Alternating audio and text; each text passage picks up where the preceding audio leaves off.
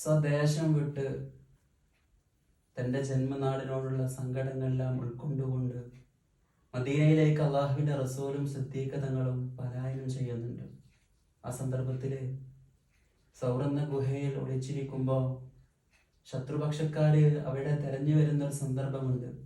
അപ്പോൾ സിദ്ദീഖ് റളിയല്ലാഹു തങ്ങളെ മുത്ത് ഹബീബിനോട് ചോദിക്കുന്നുണ്ട്, നബിയെ, അവരെ നമ്മുടെ തല താഴ്ത്തിയിരുന്നുവെങ്കിൽ നമ്മെ കാണുമായിരുന്നുവല്ലോ.